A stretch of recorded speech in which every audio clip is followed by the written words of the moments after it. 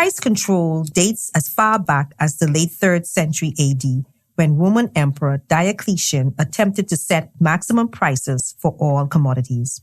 It is reported, however, that he had little success with this policy. Closer to home, the United States of America for the first time introduced price controls nationally in 1906 during World War I. This enactment of price controls was part of what was called the Hepburn Act, which was sponsored by Republican Congressman William Peters Hepburn. This new National Price Controls Act permitted the United States federal government to set maximum freight rates for railroads. During World War II, the U.S. federal government initiated an extensive federal price control and rationing apparatus to combat high inflation caused by the war. The U.S. government last used broad-based price controls in a series of schemes from 1971 to 1974, following the withdrawal of the dollar from the gold standard. Today, many developing countries, including the Bahamas, continue to use price controls in an attempt to make control items affordable for the vulnerable in society. But are price controls really effective in combating inflation? Hello, everyone, and welcome back to another episode of CFAL Talks. I am Pamela Ferguson, Vice President of Investments here at CFAL, and joining me in studio today are Lashell White, Investments Manager, and Angelo Butler, Senior Analyst at CFAL. In today's episode, our panel will discuss whether the government's use of price controls is effective in making controlled items affordable. So let's start with the very basic. What is price controls and how does it work? Well, price controls refer to the legal minimum or maximum that you can charge for a good or service. It's usually set forth by the government. So the government would do either a specific range of goods or one specific good and set the maximum that a wholesaler or retailer can charge on these goods.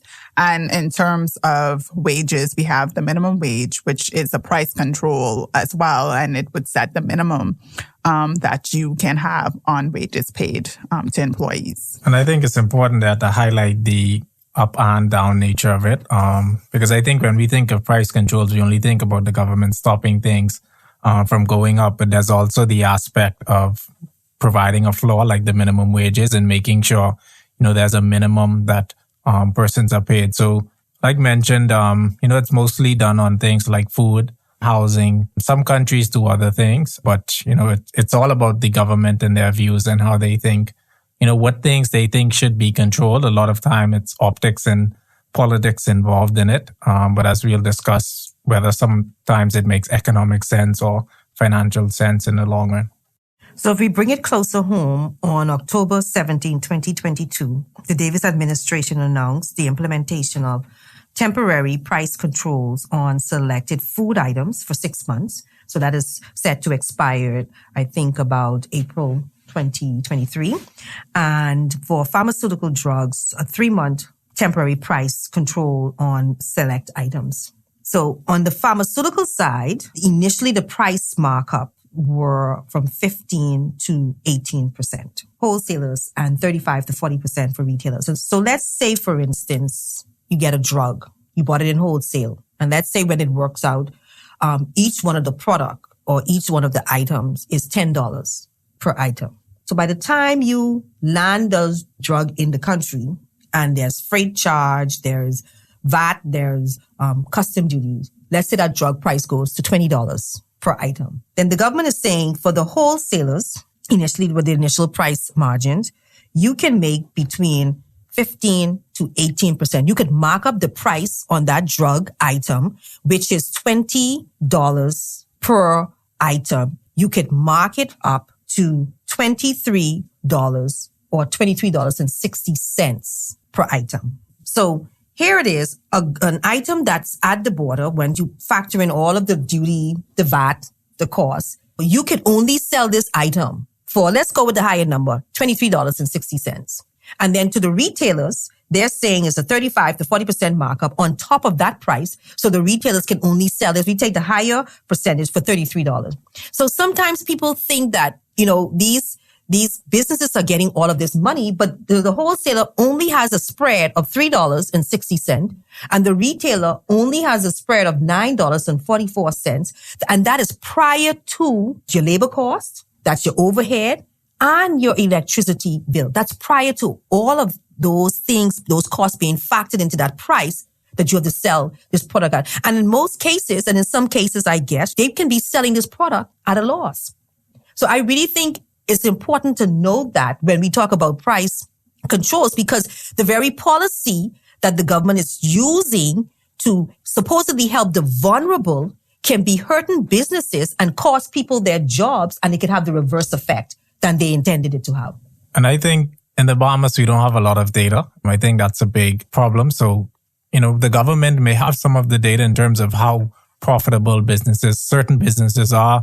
What are the actual margins? If I want to go online and look at CVS's margins for its pharmaceutical unit, you can find that info, right? And so you can see, okay, they're making 60% gross margin. Their operating expenses are 30%. So at the end of the day, they can still make a 30% margin. But in the Bahamas, we don't really know, right? We don't know. We just assume, like you said, this business making so much money, they're so big, so I think if we had data, but we don't have a lot of public companies, so it's hard for us as the public to know, is this really effective? Is it fair? Of course, public wants cheaper prices and politically it looks good. But at the end of the day, is it fair? Is it making sense? Is it, beneficial to the wider society?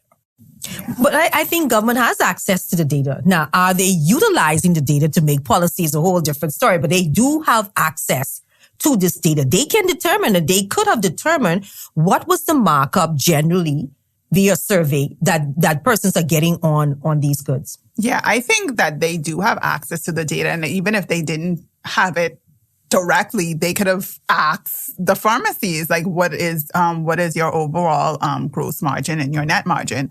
I think at the outset, a lot of the public were angry because they were like, the people are going to earn 20% in profits. And are they crazy? Why do they want any more than that? And it's like, no, this is a 20% markup. It's not a 20% profit that they're earning. They have to pay. They have bills to pay, and they have to actually buy the good and bring the good into the country. So I think on that stance, it was just sort of people were thinking that the businesses were just being really greedy. So what are some of the areas in the Bahamas where price control is currently in effect? Well, as we mentioned earlier, you have minimum wage that employees can pay their workers. And then you also have the bread basket items in the grocery store. So the markup is limited on what the businesses can charge for those items, such as butter and eggs, I think flour and rice. So those are the things that are in effect. And we also have the petroleum, the gas. We have fixed margins for the retailers. Yeah, they're in the papers just about every day.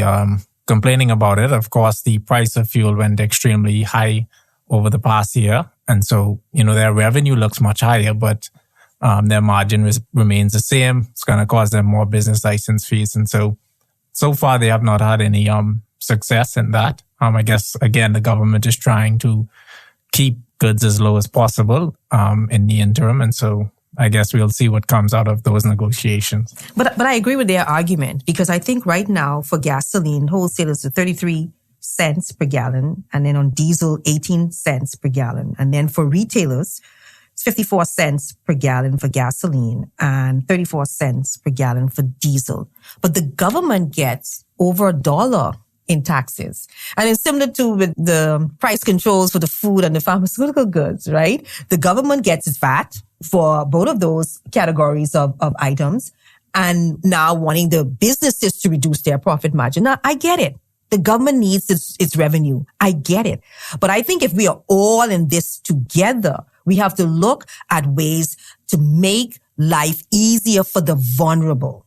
And I think this policy or this strategy of asking everybody else to make sacrifices, but the government continues to make its large margin, I think is not successful. And we're seeing the pressure where people are pushing back on the various types. And a good example of that is the VAT on medications. We didn't have VAT on medication before. So